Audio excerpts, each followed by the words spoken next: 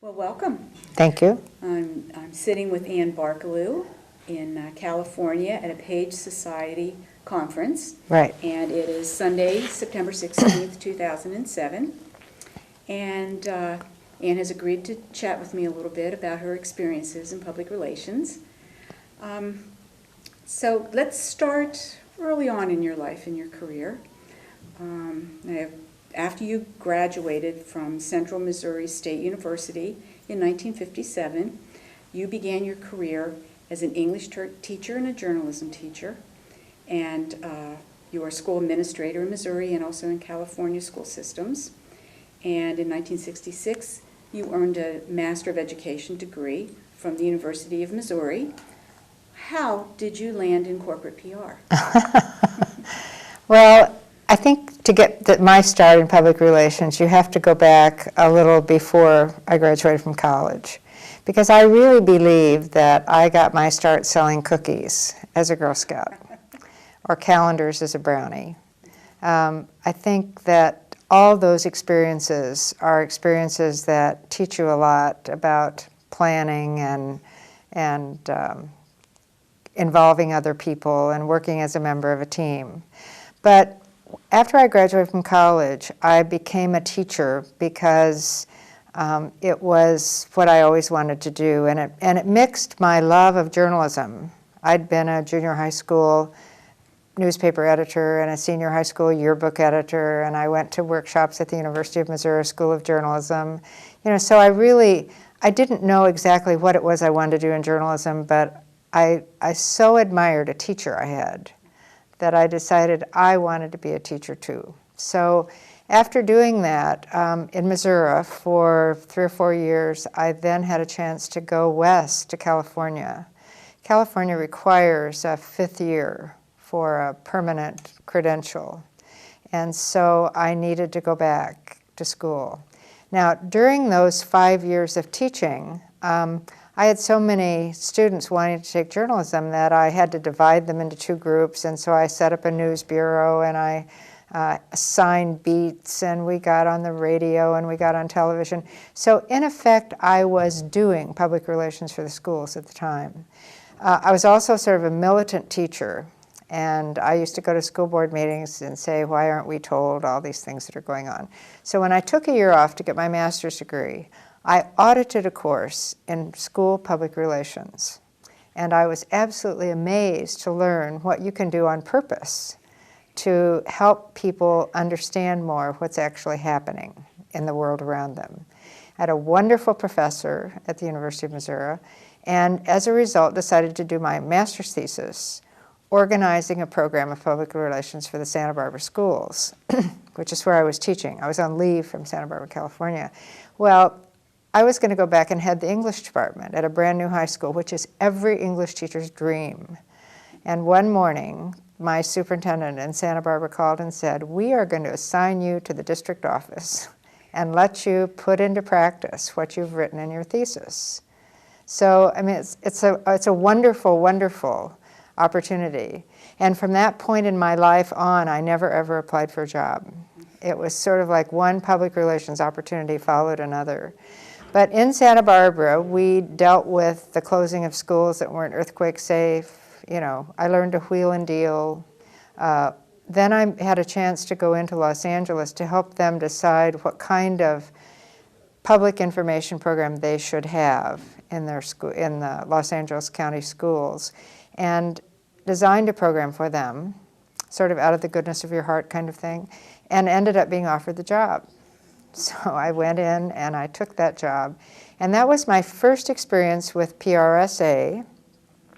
And I got accredited. I went through accreditation. And Betsy Plank signed my accreditation certificate. So think about that. I mean, that's in the 60s. And Betsy, there weren't very many women in the field. And here she was signing it. So that was a real highlight.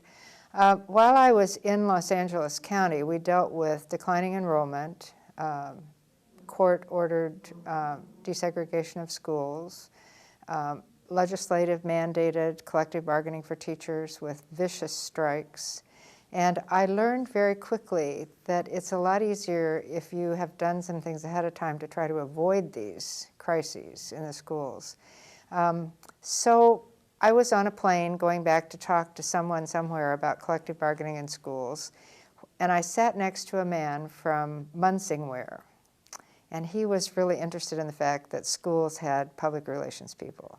And so as I told him about it, and I told him about closing schools, he said, you know, we have to close half of our plants, and we really don't want the unions to come in. Do you think you have some advice for us? And I said, you bet I do. And so I flew back later and met with the people at Munsingware and told them what I thought they ought to do. And they said, well, would you come back and help us do it? So for 6 months, I went back to work in Minnesota at Munsingware and ended up staying. I discovered I loved the seasons again. So I guess, and while I was at Munsingware, then they called from Dayton-Hudson one day and said, we have a job we'd like to talk to you about. So I'm really fortunate that I've had such incredible experiences. But the lesson in it all for me is that, and what I try to tell college students whenever I get a chance, is that public relations, if you're good at what you do, you can do it anywhere. It's the same basic thing. A school principal and a store manager and a plant manager are exactly the same. You know, the superintendent of schools is not a great deal unlike the CEO of a company. And you're dealing in the court of public opinion. In fact, sometimes I think public sector public relations is harder than private sector or corporate public relations. Well, you mentioned Dayton-Hudson, and you joined them in '82 as Vice President of Corporate Relations, and you were with them approximately 14 years, directing PR efforts for many business ventures and crisis situations. First, could you talk a little bit about the problems that arose in 1990 when Dayton-Hudson Foundation withdrew funding to Planned Parenthood of Minnesota? Dayton-Hudson was always very generous, a very generous community sponsor, and they received a lot of negative publicity about this.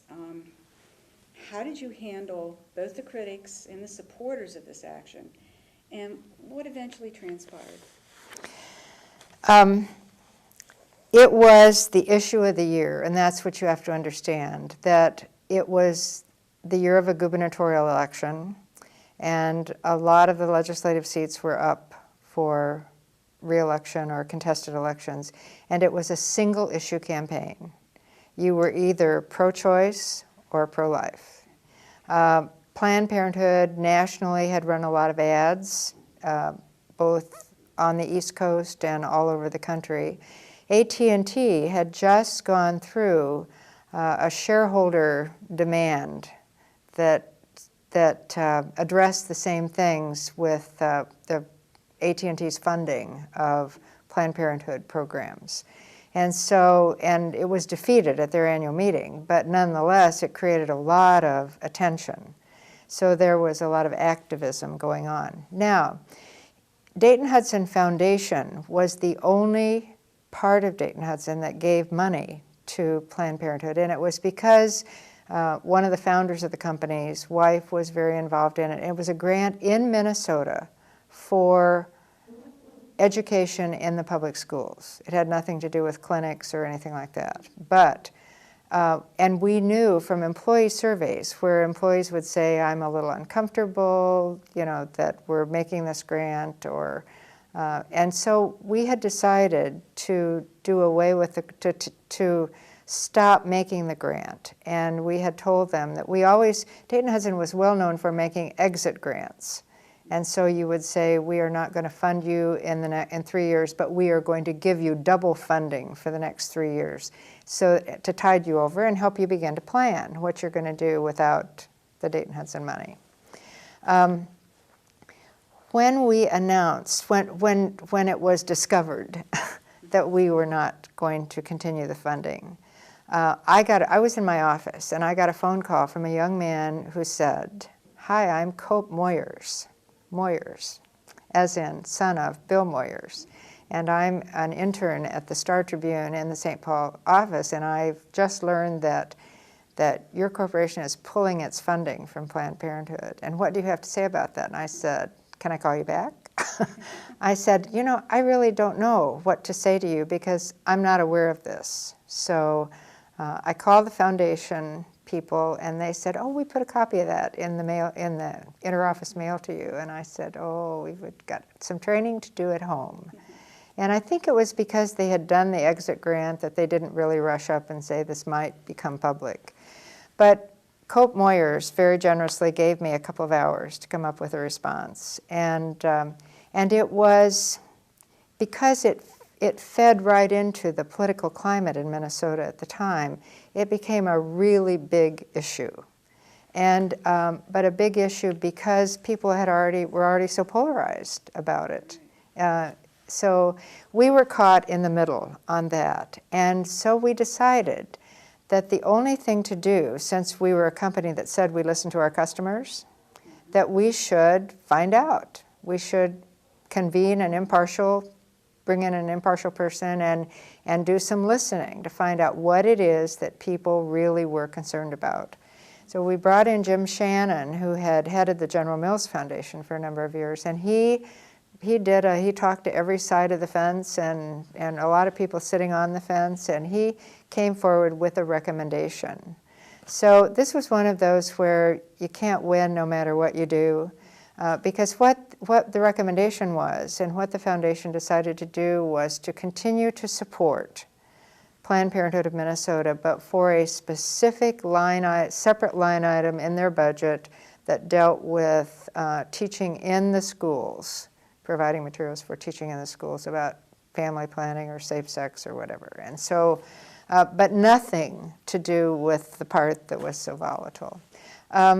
At that point in time, we were accused of flip-flopping, and so we received 9,000 cut-up credit cards in the first week. We received the ugliest mail that you can imagine. We had people in tears opening the mail. We responded, but we knew how to respond because we had to respond to every negative letter, and we did. We responded to every cut-up credit card, to everyone who wrote, to everyone who called, and over a period of about 3 weeks. And then we took out an ad in the New York Times and wrote an op-ed piece, and with a counterpoint kind of op-ed piece about why companies continue to give to things that may not fit what everyone thinks is the right way to do it. But I remember my CEO saying to me at the time, because Dayton Hudson was a real pioneer in giving, and you know, the originator of 5% clubs all over the nation. And I remember him saying to me, I've had so many phone calls from CEOs saying, is it worth it? Is it worth it to give? And so the op-ed piece sort of addressed that, you know, why it is important to continue to support the communities where you do business. In hindsight, would we have done anything differently? I suppose I'd have had the foundation give me a copy of the memo first, right. You know. But it was, you know, we survived. The company came out of it very strong, and the elections were held in Minnesota, and it was the big issue. So I think it was one of those, retailers always say they want to be on trend. I think we were a little bit too much on trend at that point in time. Did the op-ed piece really turn the tide for you? I think it was one of those, I don't know that anything turned the tide. I think that what happens is that you simply have to ride some things out. You're not going to, I mean, there is no way. Look at the stories in the papers today, 20 years later. It is still an issue that is a divisive issue, and that part of the social agenda I don't think is going to change till people learn a new language. Well, let's move into 1987. At that time, you directed all the PR support that really helped defeat an attempted hostile takeover at Dayton Hudson. Now, Arthur Page once said that all business in a democratic society begins with public permission and exists by public approval. Now, you may, I don't know if you actually thought about that statement, but could that statement, I mean, did it affect your approach in any decisions? Did you think about any of the Page principles and the kinds of things that Arthur Page stood for at that time when you were going through that takeover? And what was your strategy in working with the corporate lawyers? Because their first instinct would be to probably not say anything or as little as possible to the media, and that would be counter probably to what you would be wanting to do. So how did you handle that? It was a very interesting time, and I was not yet a member of the Page Society, so I didn't really know about the Page principles. But being aware of the public and behaving like the public was the most important organization or group that your responsibility. That's how we did business all the time. I mean, we were a customer-oriented business, and that's why we gave to the communities where we did business. Long before the company was a public company, there was a belief that you had to be sure the communities where you did business were healthy, and so you gave back. And that gave people a reason to shop in your stores, but you listened to customers, you understood what was important to them. So when the day we learned that someone was beginning to accumulate shares of our stock, now this is right after we've been named the best managed corporation in America by the University of Southern California. And the general thought was that the only companies that people went after were companies that were poorly managed or, had some sort of issue to deal with, and that someone thought they could do it better. And so this was quite a surprise. We had another thing going for us, and that was we were a Minnesota incorporated company. Unlike many companies that are all incorporated in Delaware, we were incorporated in the state of Minnesota, so we were governed by Minnesota law.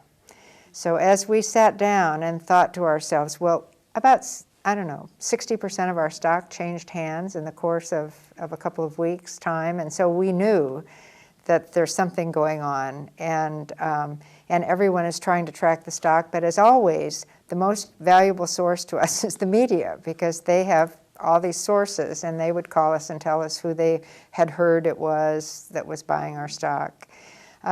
We met as a group. The CEO convened a group of his top advisors, and we brought in our outside advisors, and we looked at all of our options, and we decided that the best option, because we had always been so community-focused, concerned about our employees, concerned about where we did business, was not to do a knee-jerk reaction kind of thing, but to very thoughtfully go to the state of Minnesota and say, let's look at the law. Let's see. We didn't think it was right. The people that were identified as accumulating our stock were green mailers. They were people that would come in and they would say they didn't really have a lot of money, but they could get enough money that they could buy a company, and then they would come in and break it up and sell it off. Or they would convince you to pay them so much for all their shares that they would green mail you into getting rid of them. Well, we didn't like that. That's not how we did business. And so we said, let's look at the laws. If someone has good money and wants to buy this company, then you have some fiduciary duties that you can't ignore. But we don't think it's right that you can come in and break up our company and sell it off. So we decided that's the way we were going to go, and thus began what we referred to as 7 days in June.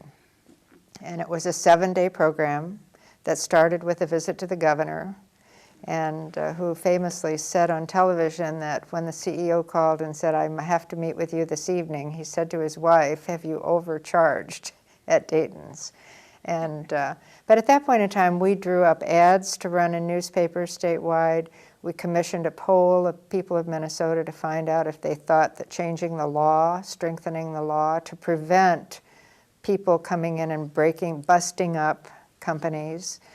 We had a slogan that said, I like Dayton-Hudson whole, not halved, because the people coming after us were the halves. And so we launched a 7-day campaign to convince the people of Minnesota that the governor should call a special session and change the law to prevent people from coming in without good money. And so that was what we learned in the survey of people of Minnesota was they all agreed that something should be done. But we had thought it would be because of all the money we'd given or all the contributions we'd made. What we found was the people of Minnesota said, yes, do something for them because they have this wonderful liberal return policy. And they've trusted us all these years. They've never asked for a receipt, or they've just taken it back if we said we bought it there. So, and that was the tipping point that made it safe for the legislators to agree to have a special session. And so that was the program, and it was the most covered story in the United States because we were fighting a hostile takeover threat. Because so much stock had traded hands and because these people were sort of colorful. And they owned Crown Books, which was a discount bookstore, and at the time we owned B. Dalton Bookseller, which was now what you know today as Barnes & Noble. But it was if we could go back and do it over again, there are lots of things we would do over again, and one of them was how to deal with lawyers.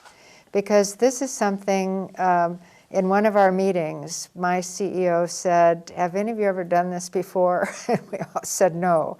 We've never been through this kind of thing before. So when you have investment bankers and lawyers and everyone telling you, you can't say this, you can't say that, you can't say this, and we kept saying, but we can respond to the media, we can put out news releases, why can't we communicate with our employees? But corporate lawyers don't like paper. And so they would discourage that.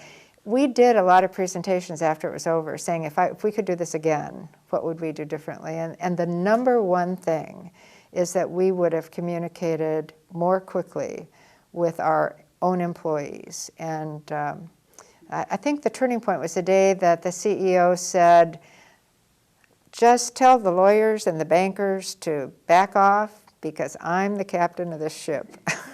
And we're going to start calling the signals here. And it was an incredible experience for a company, the leadership of a company, to go through a threat to the company, not just the way you've always had it, but something you believe in.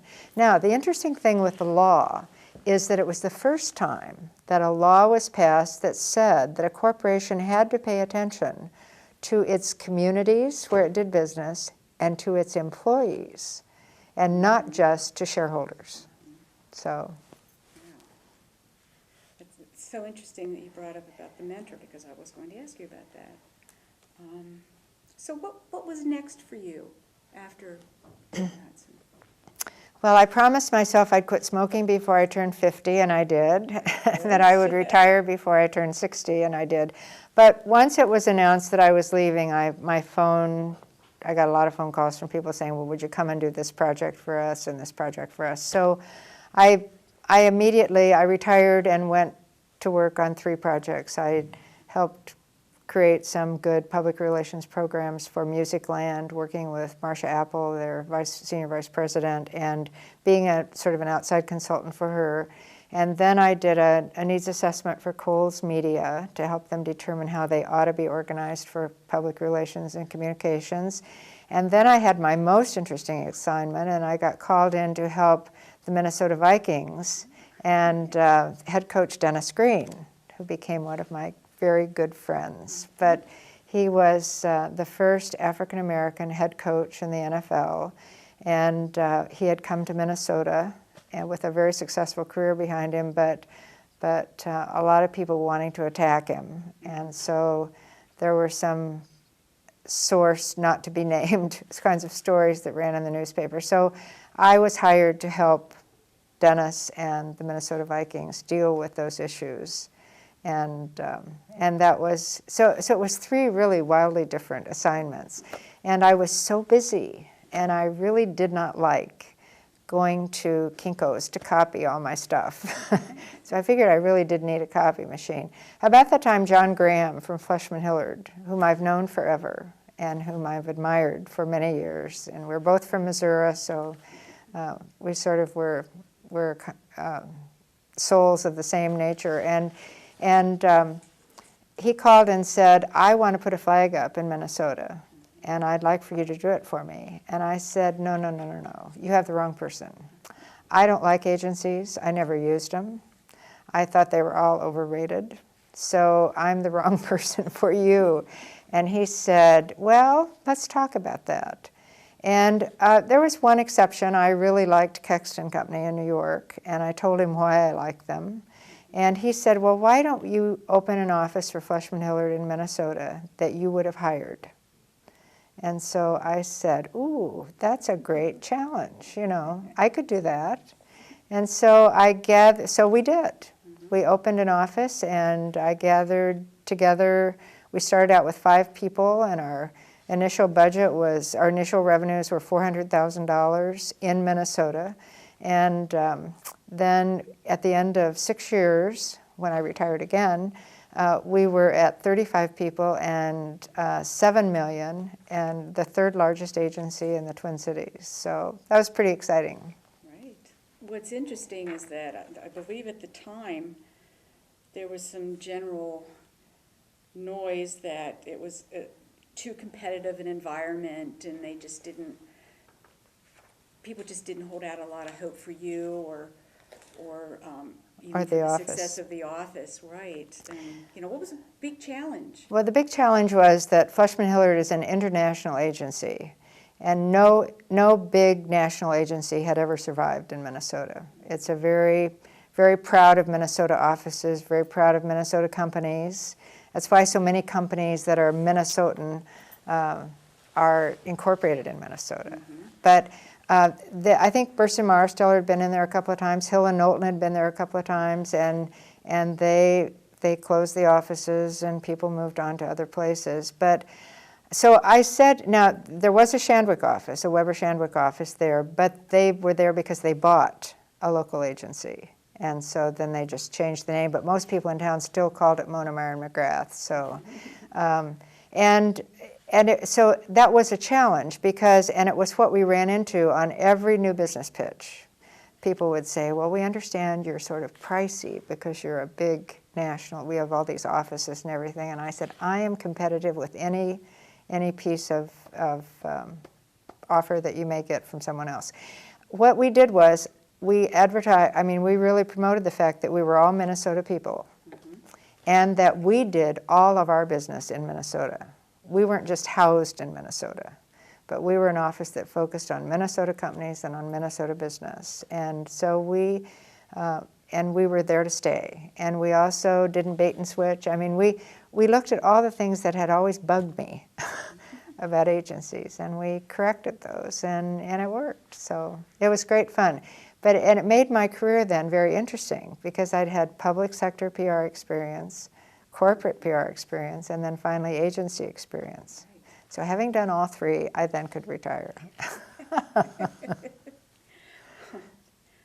Sort of. Well, you stepped down from that management position in 2001. Uh-huh. Here you are, you're still attending Page Society conferences. What's going on now? What are you up to now? Oh my gosh, I am so busy. I'm now doing for free what I used to get paid to do. Okay. And I think that's important because you don't lose your interest, you don't lose your edge, you don't lose, look around at you. There's a cadre of people that haven't stopped giving back just because we've stopped earning a salary, which is all it really is, the difference. And so I'm on the board of I was on the board of the St. Paul Red Cross, and we decided to merge Minneapolis and St. Paul into one new chapter, the Twin Cities Area Red Cross chapter, and so I helped with the unification process. It was not at all unlike merging Dayton's and Hudson's into one department store division or any kind of merger of companies like that. It's the same basic principles. I led a branding effort for the rebranding, the clarified branding of the Minnesota Humanities Commission. And then I've now I'm in charge of marketing and public relations for an organization called Women Winning, which we just have a new name in Minnesota, and it's the Minnesota Women's Campaign Fund. And we raise the money to fund the races of bipartisan pro-choice women. So at any rate, there's a lot to be done, and staying very busy. Well, you must be, and keeping up with 11 grandchildren. Yeah. You must be extremely busy. The joy of my life. The joy of my life. There's an old saying, if we could have had grandchildren first. I mean, it's really great, and I'm very fortunate to now have the luxury of some time to do that kind of, Right. to pay that kind of attention. Oh, that's wonderful. Looking back on your life, for which of your accomplishments are you most proud of, and why? I have thought about that since you gave me a heads up that you were going to ask me that question. I've thought about that, and I suppose professionally, there are two things that I'm really proud of. One of them is, I would say, keeping Dayton-Hudson whole, not halved. I think what we did in public relations in that whole program made a difference, and it made it possible for the return policy to still be there, and for Santa Bear to survive, and it was being part of that team, that everyone listened to each other, and public relations really had a great strong voice, and it was, and I'm very proud of that as a professional. I'm very proud of the fact that we were given the authority to pay attention to communities and to employees on the same level where publicly held companies, pay attention to shareholders. That's good. The other thing I'm proud of is the fact that there is today in Minneapolis an institution called the Children's Theater. Dayton-Hudson liked for its executives to be involved in the community, and I loved that because I'd always liked being part of the community. But when they came to me and said, would I like to be on the board of the ballet, I said, no, I like to see ballet occasionally, but there's no passion. But they had an opening on the board of the Children's Theater. Now, this is a theater that is created for children and their families. As one board member used to say, for the young at heart. It provides professional theater experience, and you train, the professional productions, playwrights come in. Tommy DiPaolo used to write stories just to be performed at the Children's Theater. He's a wonderful children's author. And it makes Minnesota a special place. Well, 2 weeks after I went on the board, the artistic director of the theater was arrested for sexual abuse of young boys. And that's how I spent my summer. I immediately said, we have to have a PR committee. We have to know how to respond to this. And every television station at the time, the general managers went on and did editorials on the air. And they all went on saying the place should be shut down and locked up, the key thrown away, it's an incestuous, awful place. And it was the wrong response for a community. And so there were 7 of us that spent our summer as the interim executive committee sort of redoing. Every arts organization in town said, we all have a stake in this. None of our policies are all that great for knowing what was going on. How do you get fundraisers to feel good about what they're giving to? We were operating a school, but we worked hard, and we emerged at the end of the summer with a new season. And 5 years later, we became the first theatrical exchange representing the United States of America with what was then the Soviet Union. And we went to Moscow and put our company on stage. And I sat in the audience and thought to myself, if we hadn't really mobilized and said, we are not going to let you shut this place down, because it is, this is like eliminating a position when someone leaves. You don't just simply get rid of something. You hold on to things that make your community special. 2 years ago, the Children's Theater won the Tony on Broadway for the best regional theater. The day that they learned they'd won the Tony, the managing director of the theater called and said, "Thank you for helping us be here," which was a wonderful thing. So professionally, what you can do as a volunteer and what you can do for what you're paid to do can give you great fulfillment in your life.